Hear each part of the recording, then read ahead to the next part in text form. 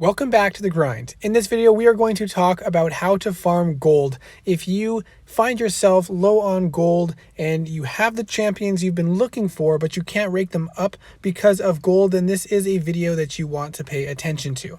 Now, there are several ways of getting gold, but only a few of them offer that instant gratification that most players are looking for. And unfortunately, in order to get to that instant gratification, you actually have to put in some work to get there. However, when I started paying closer attention to it and being more diligent about my time and how I utilized different aspects of the game, I started to realize that I was accumulating gold a lot more quickly than I initially thought I would. And after 1 to 2 weeks, I'd suddenly be gaining over 1 million gold without realizing that I was doing anything particularly to try to earn gold. Some of the main basic ways of getting gold are, of course, from questing. Each month you have event quests that come out, and throughout those event quests, with all of those fights that you're doing and the completion rewards or along the path you get gold, you actually earn a significant amount of gold without really realizing it. Also, in these side events, you also will get sometimes large amounts of gold from completing the quests. And you can see here from just one quest completion, and this side event only has 2 paths.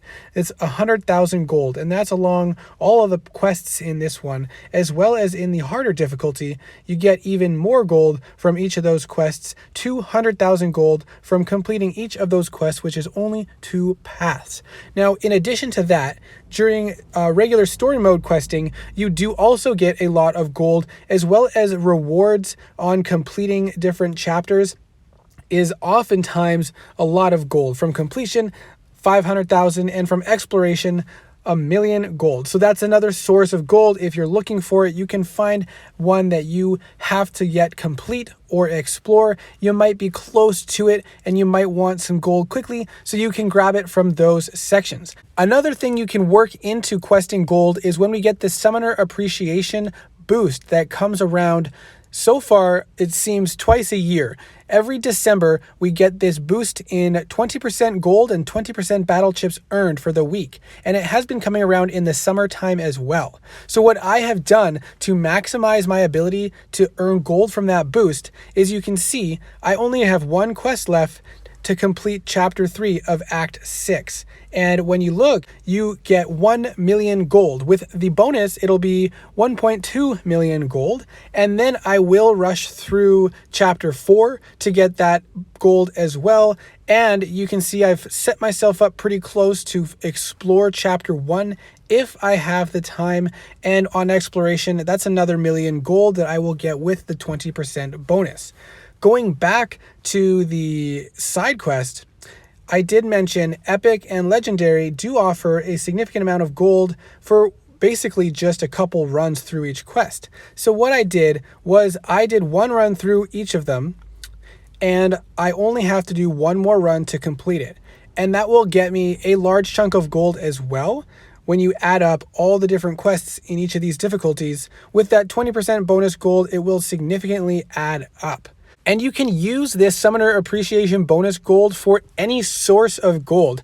And you might not want to save up 6 months to 12 months before using your sources of gold, but if you get to 1 to 2 months away, you can start saving up your battle chips. As you can see, I have over 1 million battle chips now, which I've been saving for about a couple months, a month or 2 now, waiting for this boost to come around so I can open those up and get the bonus gold from that. Another way of getting gold, which seems small but does add up over time, is the 22-hour solo events. When you look at the rewards, you can see that you get 10,000 gold for the first one, you get some gold crystals for the second one, 20,000 gold for the third one, and then more golden crystals for uncollected golden crystals for the last milestone. So as much as you can completing these, you also pick up a lot of other resources along the way, and a couple of them are very easy to finish. Event quest completion is one of the challenging ones unless you're going to spend refills to get more energy to complete more quests. But the level up event is easy to complete if you save your level ups for that time, and then the arena solo event and the champion use solo event can easily be done in arena, which is another source of gold that might surprise you in how little time you need to spend to get a good chunk of gold. But before we get to that, let's look at a couple other sources of gold. When you go into fights, you can see incursions. I'm not a heavy incursion player, but every once in a while I try to do a run through there, especially once a month, to get those shards that you can get from completing several tiers, and you do get a good chunk of gold from doing that as well. So that's definitely something to consider. Another source of gold that we touched on already briefly is your crystals. So when you get golden crystals as rewards, and it's not just golden crystals, Cavalier free daily crystals give it, and other crystals as well will give gold, but the main ones we're going to talk about are these golden crystals. You can get these through various ways throughout just participating in events and through questing, and as we mentioned, the solo objectives. Now, these crystals will contain a large chunk of gold, and if you need gold, it's a very easy way to get it. However, I recommend saving these and just kind of forget that they're available until it comes to the Summoner Appreciation boost, where you get 20% gold for all your sources of gold. All of these crystals will be 20% more valuable during that period. So I have been saving these in anticipation of the upcoming appreciation boost, which will get me a lot more gold for my crystals. Another thing which we alluded to before was the arena crystals, which you get from your battle chips, are also a good source of gold, and if you can wait until the appreciation bonus, then that will be a big boost to your gold as well. Now, another major source of gold, which is sometimes challenging to use as gold depending on your situation, is ISO. If you sell all your ISO, for example, this ISO I have in the stash here, I can sell that for 82,000 gold. And if I look in the stash and you go and see what's expiring, you can select a bunch to sell, and hopefully it doesn't actually sell it. That's almost 200,000 gold just for selecting 100 of ISO that might be expiring. Now, I don't want to sell these because I may need it in the next week, but when they start getting to 2 to 3 days left, I would start to sell them off if I can't use them, and that will get you a lot of gold. And when you look at how much ISO you have stored up, then you can decide whether or not you want to sell it. That can be a major source of gold for a lot of players. It depends on what you're struggling to get. If you need more gold, then you can sell your ISO. But if you don't have enough ISO, then you of course cannot sell it because you need to use it. Now, once you start grinding arena, and when I say grinding, I mean that lightly. Grinding does not have to mean hours a day.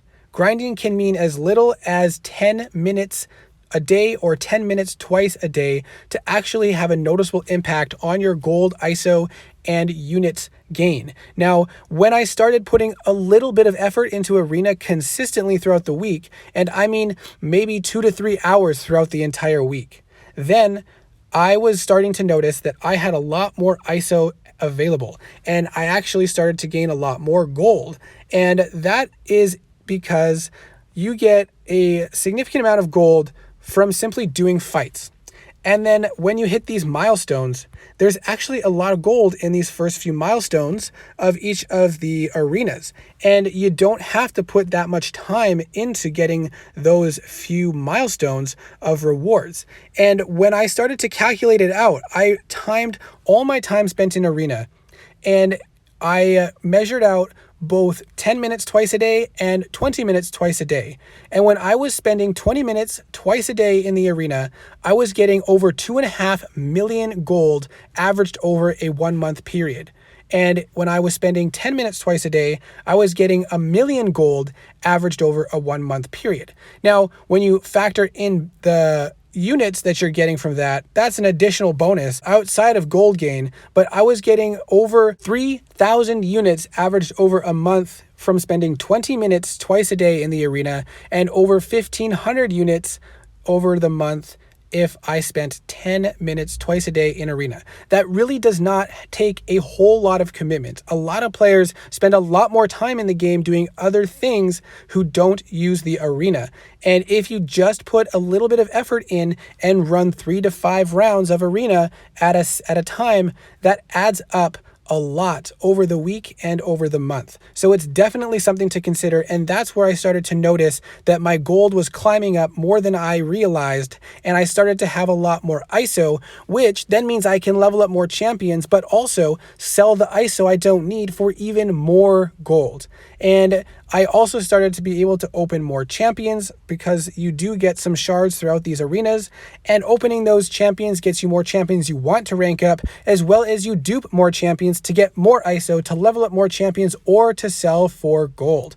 So I would definitely recommend that you consider spending a little bit of time in the arena. It does not have to be much. Like I said, as little as 10 minutes twice a day can have some very noticeable gain in your gold and units and ISO for your account. So that's really all for today. I won't belabor this any longer. Essentially, a little bit of effort in the arena can go a long way, and making sure you're staying on top of solo quests as well as event quests and being active with questing does make a big difference.